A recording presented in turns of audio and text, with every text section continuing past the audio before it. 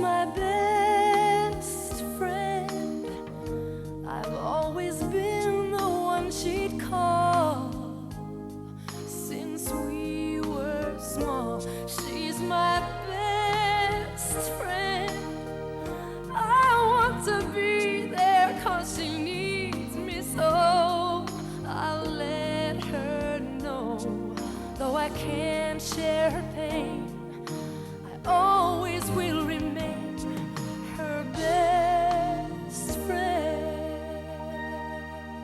I can't remember when Kim and I weren't best friends.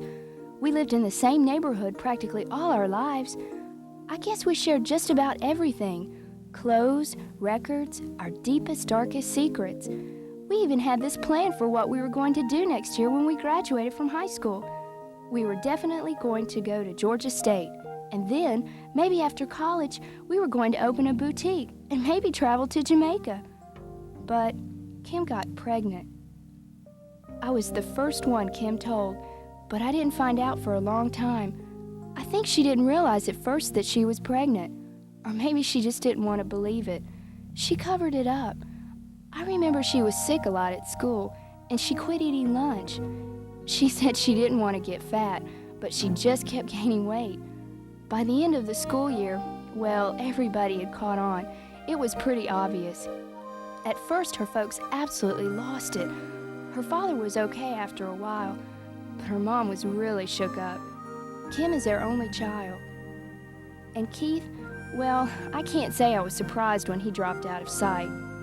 Keith's 19, 3 whole years older than Kim and me. I think he and Kim did a lot of pot and cocaine. They drank a lot too. I sort of got into it for a while myself. But even after everybody knew she was pregnant, Kim kept acting, pretending like nothing was different. She finally told Keith she was pregnant after it looked like he was losing interest because she was getting bigger. That's when he split. Kim was going to have to face it alone, without him. Nobody really knows what went wrong, but Kim's baby was born retarded. Maybe it was because she didn't take care of herself. Maybe it was the drugs or the drinking. Maybe something happened while the baby was being born. But the truth of it is that Kim's little boy is probably going to need special care for the rest of his life. And me, well, Kim and I had shared practically everything. Now more than ever she needed me. She needed someone to help her believe that her whole life wasn't over. After Jason was born, Kim, her parents, and I went to an organization for people who have mentally retarded children. The counselor was okay. She didn't put Kim down or anything. She just laid out all the facts about mental retardation. She made it clear that it can be caused by many different things, and that there are thousands of babies born each year with birth defects. I think that made Kim accept it a little easier. The counselor made me think about the big responsibility of having a baby. I know now that mental retardation can be caused by different things, but I also know that taking care of myself is what really gives the baby the best chance of being born healthy. We learned that babies born to teenage mothers have a higher risk of really serious health problems because the teen's body is still developing, and pregnant teens don't get the medical care they need.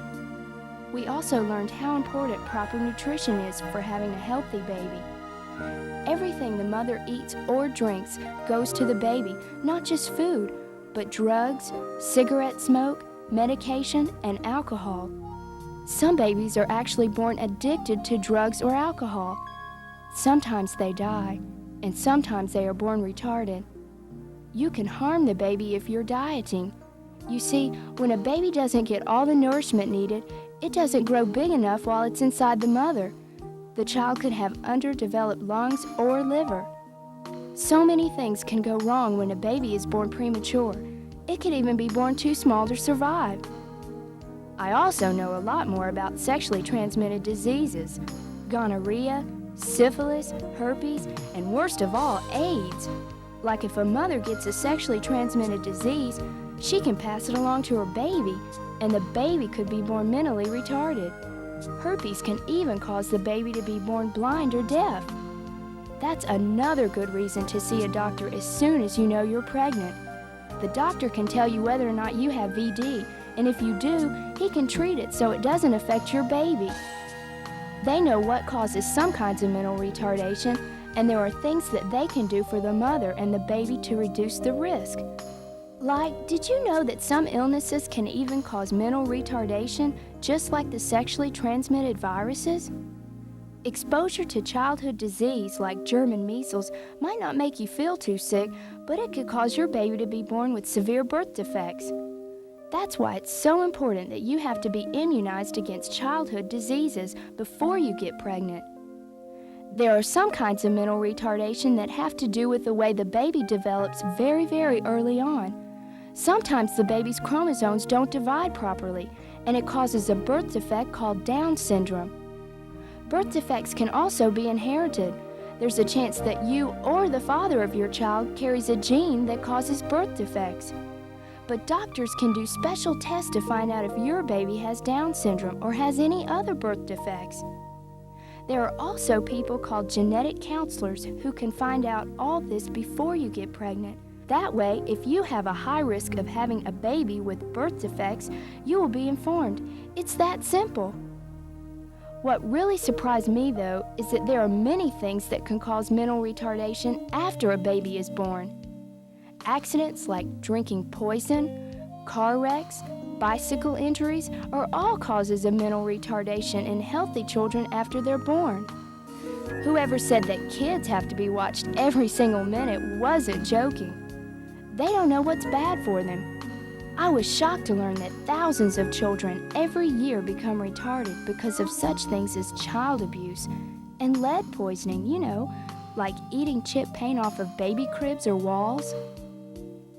Sharing Kim's experience really opened my eyes, not just about what causes mental retardation, but also how and where mentally retarded children can get special kinds of help.